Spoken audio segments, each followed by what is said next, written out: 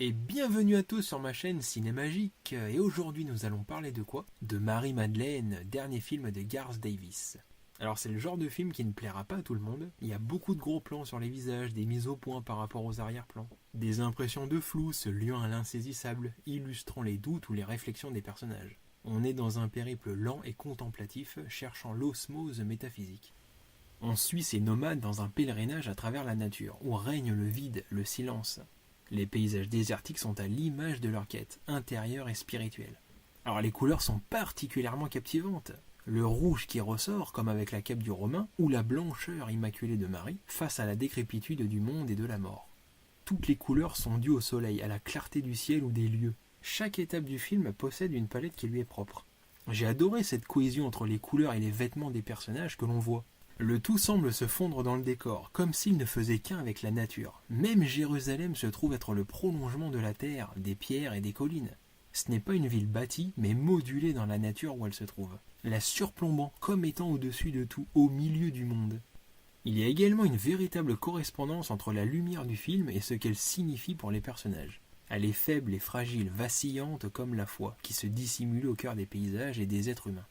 On peut également constater que les sons et les musiques se fondent aux personnages, dans leurs interrogations, leurs gestuels, le tout cherchant la fluidité. En fait, c'est hallucinant de voir que tout ne fait qu'un. Le bruit, l'ambiance, les vêtements, les décors, les paysages, les personnages, les émotions et interrogations, la musique, tout est communiquant en réflexion permanente d'un élément à l'autre. De son côté, on dirait que Rooney Mara apprécie pas mal en ce moment le métaphysique et le contemplatif. Entre celui-là, Ghost Story qui est vraiment énorme, Lyon, Song to Song, ça fait pas mal. Elle aime jouer avec l'expression de son visage, les poses qui en disent long, ou par l'intensité du regard, devenant un véritable langage à part entière. Le film met en scène le portrait d'une femme incomprise en son temps qui a été définie d'une certaine manière afin de tarir son image. Et c'est clairement celle-ci qui est restée gravée dans l'inconscient collectif. Néanmoins, comme pour tout individu, décrire une personne, décrire un film ou décrire Marie par le savoir ne dit pas qui elle est, ce qu'elle est.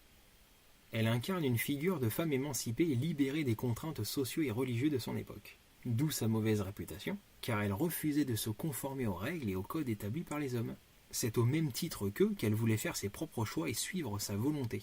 C'est ce qu'on appellerait de nos jours quelqu'un de normal. Et pourtant en son temps, une rebelle, mais surtout totalement incomprise, comme la volonté de Dieu dont les hommes s'estiment pourtant être le porte-parole. Ainsi, le film propose une réflexion qui va au-delà du récit que l'on connaît en réinterrogeant notre quotidien actuel. Alors certes, c'est dans l'air du temps que de réhabiliter l'histoire des femmes, et l'on pourrait très bien supposer revoir toute l'histoire à travers leur regard, juste parce que c'est la mode. Mais heureusement, le film va un peu plus loin que ça. C'est voir et comprendre les éléments qui étaient déjà présents à l'époque, mais ignorés et rejetés, rendant les gens aveugles des évidences et du message de conscience apporté par Jésus. Avant même de le rencontrer, elle avait une connexion forte avec le divin, ou plutôt avec une logique qui dépassait les barrières sociales de son temps. Elle-même ne comprenait pas vraiment cette différence, mais a choisi de suivre cet élan indéfinissable. Étant le personnage principal et celui qu'on suit du regard, Jésus est alors la partie d'elle matérialisée qu'elle va suivre et chercher à comprendre. Mais ce n'est pas une femme qui cherche qui elle est, mais qui possède déjà une lumière intérieure qui va la guider. Elle est convaincue que le véritable royaume dont nous rêvons et pour lequel nous nous battons tous se trouve en nous-mêmes. Un message simple que l'on retrouve dans tellement de films ou d'œuvres, mais qui semble difficile à mettre en pratique, car il implique d'accepter les choses, de lâcher prise, ne plus être en contrôle constant de son ego et de son image au sein de la société. La difficulté réside aussi dans la peur de l'homme à être seul ou isolé, ce qui l'incite à se connecter aux réseaux sociaux et être soumis aux informations contradictoires et constantes des médias, où tout n'est que résumé, réaction instantanée, comme une cour de récréation où chacun se croit meilleur que l'autre, plus réfléchi, alors que ce n'est qu'un échappatoire. Dans les films, les héros sont souvent seuls, uniques et rarement compris. Un peu comme dans Man of Steel, où l'on voit Clark quand il est petit être assailli par le monde qui l'entoure. Et sa mère lui apprend à réduire ce monde pour se refocaliser sur lui-même. Dans Marie-Madeleine, je pense aux scènes de foule, de masse qui entourent Jésus, vraiment bien faites d'ailleurs. On se sentait oppressé, bousculé. Tous ces gens qui cherchent à le toucher, à se guérir, se sauver, mais sans jamais atteindre ce qu'il est. Dans Batman v Superman, le monde entier pense, interprète, régit la vie de Superman par les médias. C'est un monde encore plus bruyant qui l'envahit. Et lui demeure dans le silence. Un peu comme dans le film de Scorsese, dont j'ai fait une critique d'ailleurs, qui s'interroge sur comment connaître et percevoir Dieu, à travers le silence. Mais l'homme s'est créé un monde de divertissement et de spectacle permanent pour maintenir l'illusion et ne jamais s'y confronter. Un monde où tout détourne les gens de la pure et simple contemplation, communion avec, non pas un être divin, mais sa propre spiritualité qui n'attend que la visite de notre conscience pour s'éveiller, se révéler à nous-mêmes. Dans le film, on voit que la plupart de ceux qui rejoignent Jésus n'ont pas forcément compris son message. Ils le suivent pour des raisons personnelles, comme on le voit avec Pierre ou Judas, souvent la perte d'un proche ou le désir de les retrouver dans un monde meilleur. Ils rejoignent le guérisseur qui les soulage et leur permettent de surmonter leur douleur dans une escapade pour un bien collectif, mais dont les affres intimes et personnelles ont encore l'ascendant sur eux. C'est le thème du conflit entre Marie et Pierre. C'est le fait qu'ils souhaitent bâtir des églises pour répandre la bonne parole, et qu'elles lui répondent que c'est sa façon de voir les choses, et non celle de Jésus. Nous montrant comment des avis personnels se sont mélangés dans une institution, religion, qui va devenir la fondation de la vérité, ou le symbole d'une justice plus qu'ambiguë. Toutes les cérémonies, les rituels, les sacrifices, les prières sont comme une imposition, une règle que l'on doit suivre si l'on veut s'approcher de Dieu.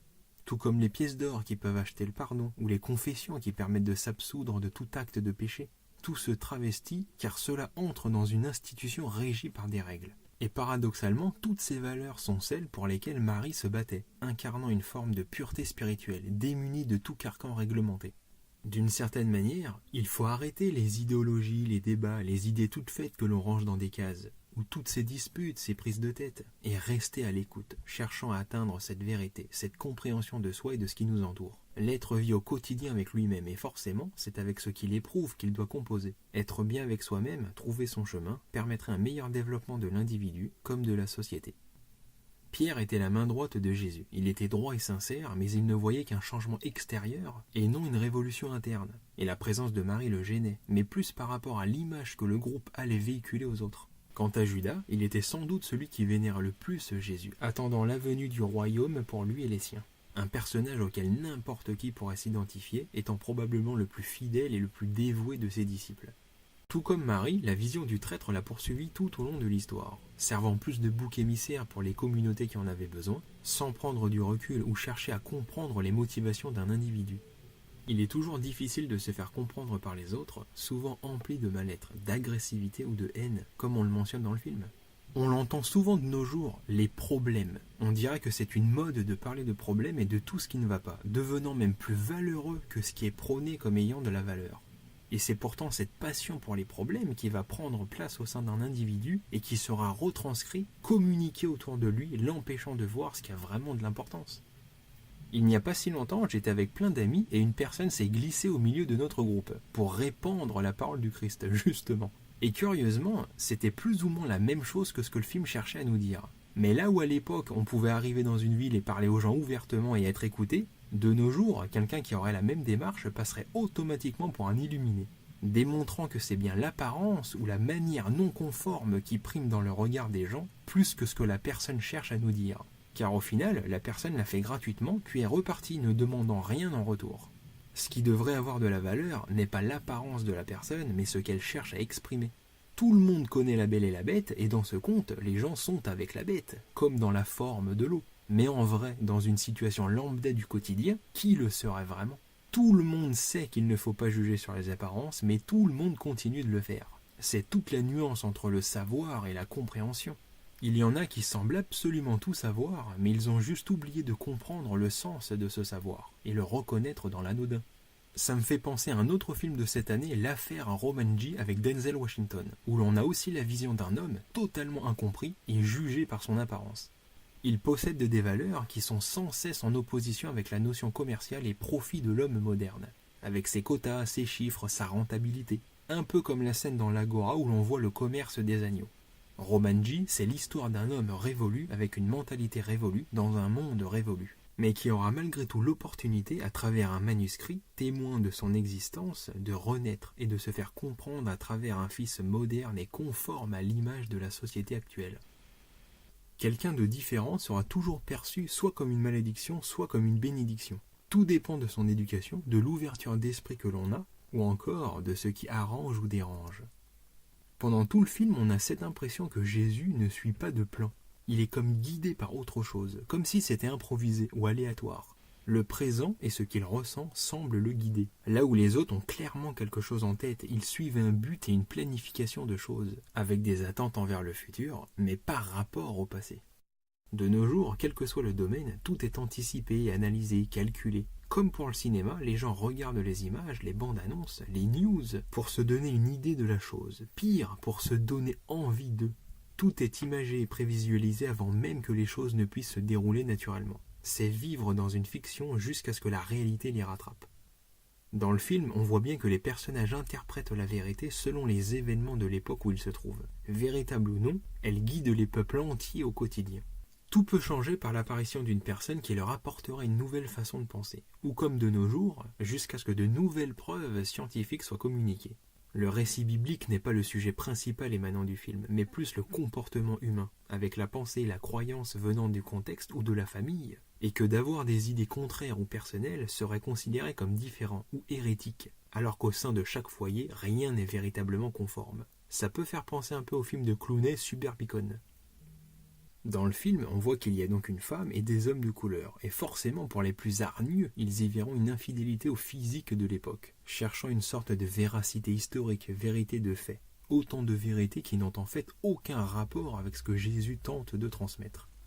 Par l'intermédiaire de Marie, de son parcours, on adopte son point de vue et le regard qu'elle pose sur ce qui l'entoure. Et le spectateur qui verrait des femmes, des hommes de couleur, sont justement ceux qui maintiennent en place toutes ces dissociations entre les individus.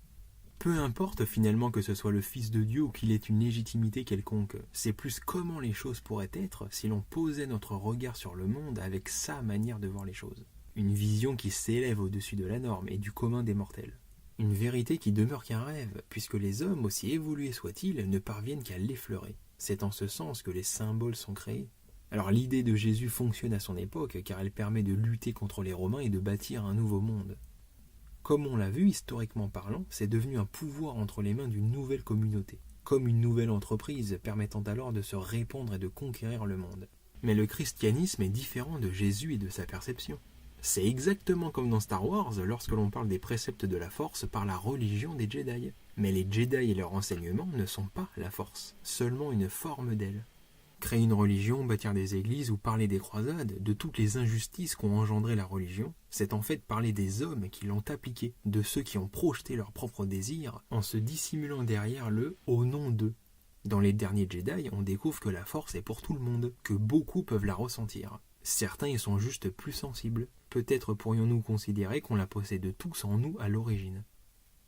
La foi est une affaire intime qui par beaucoup d'aspects dépasse largement le cadre des religions. C'est le metteur en scène qui disait que tout était question de foi dans la vie. L'amour, la passion, l'engagement, et qu'une séquence réussie sonnait toujours comme un miracle, la conjonction un peu magique des éléments. Marie est ainsi la personne qui semble réellement croire et avoir emprunté le chemin de la foi. Si elle voit Jésus après sa mort, c'est qu'elle est en paix avec elle-même en ayant intégré ce qu'il représentait. C'est pas qu'elle le voit, elle le ressent, comme si c'était une émotion intérieure qui s'était projetée sous la forme de Jésus. Dans l'évolution naturelle de l'enfant, tout ce que ses parents lui enseignent continue de vivre en lui, et même après leur mort. Quand l'enfant devient adulte, ce n'est pas rare d'entendre des phrases telles que « je croirais entendre ma mère » ou « mon père », etc.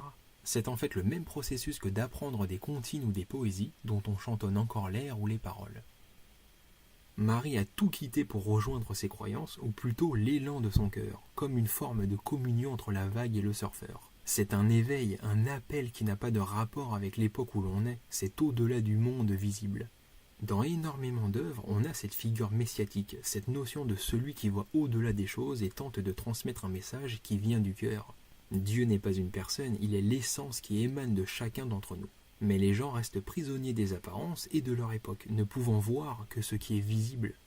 C'est dans X-Men 2, je crois, que Diablo dit qu'il ne déteste pas les gens, mais qu'il avait juste pitié d'eux, car la plupart étaient condamnés à ne jamais rien voir au-delà de ce que leurs yeux leur disent.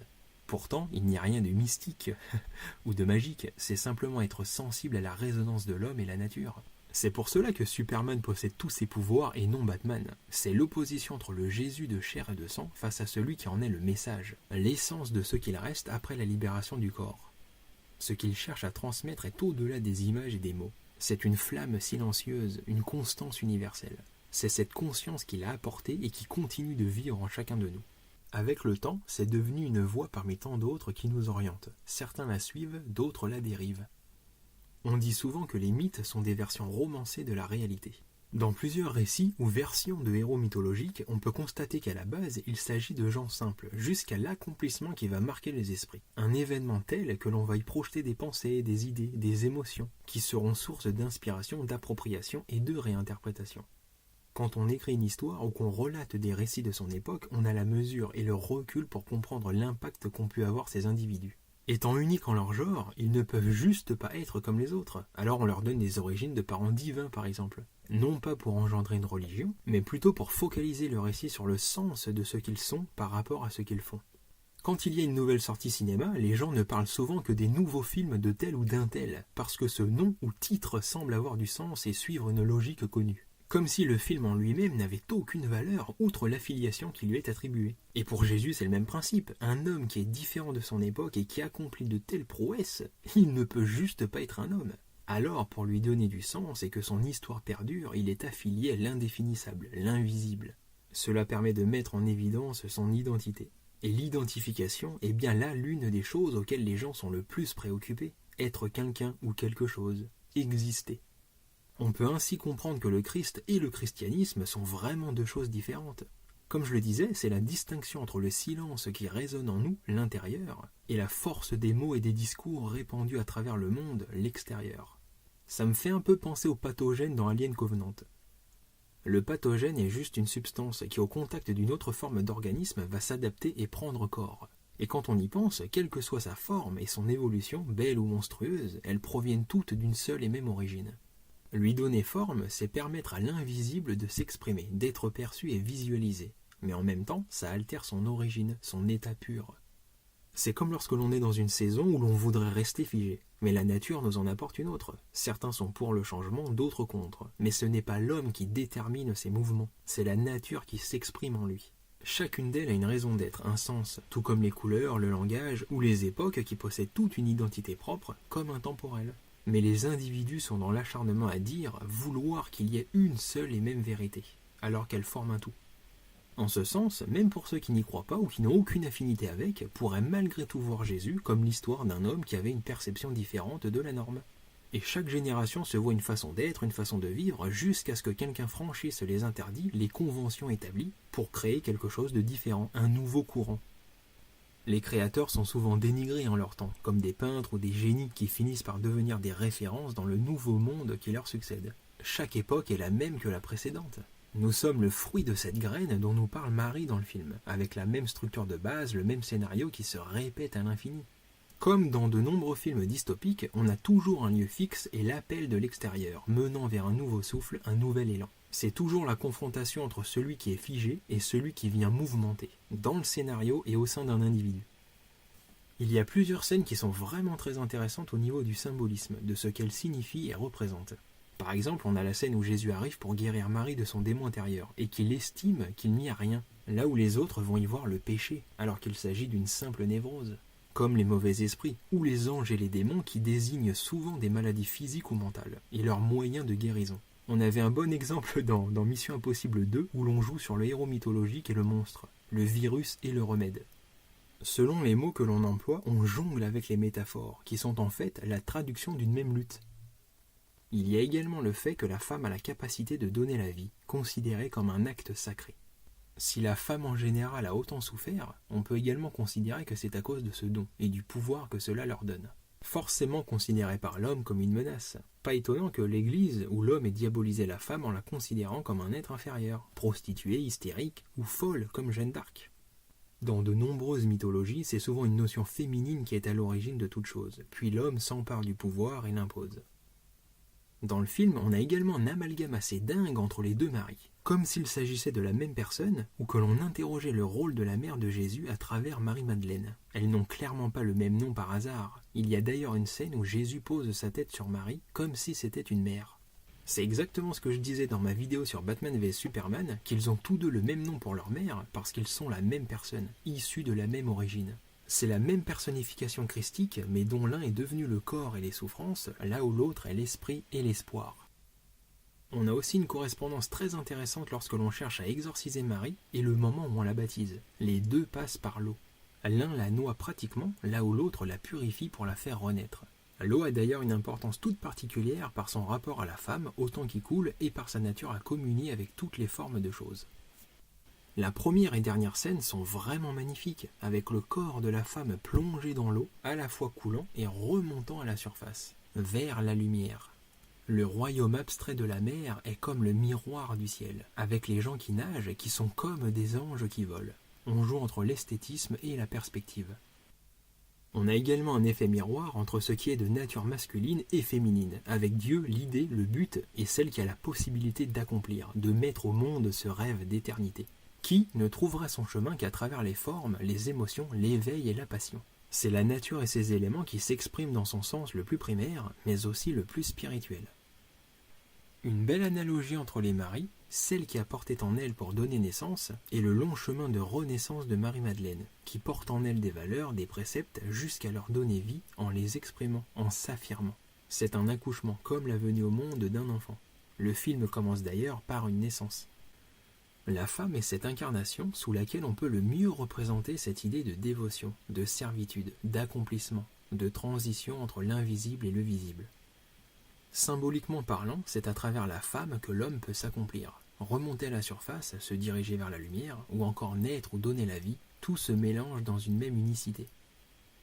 Dans le film Noé d'Aronofsky, on voyait que tout commençait dans le jardin d'Éden, puis que l'homme y était chassé, jusqu'à l'époque de Noé, où il devait alors le bâtir de ses propres mains sous les traits de l'arche. En prolongeant le sens, on peut finalement comprendre par la venue du Christ que ce paradis se trouve en nous-mêmes, à l'intérieur de notre corps, de ce royaume. Et c'est la manière dont on va s'occuper de ce jardin qui conduira à l'évolution, l'élévation. Le nom de Marie-Madeleine, Magdala, signifie la construction, la bâtisse, symbolisant la foi, celle qui s'élève vers les cieux. La foi, ou tout simplement la conscience de soi, que l'on est et que l'on cherche, se trouve dans le silence, au plus profond de nous-mêmes. L'homme est le réceptacle de Dieu, nous sommes le vaisseau qui transporte cet héritage à travers l'océan du temps.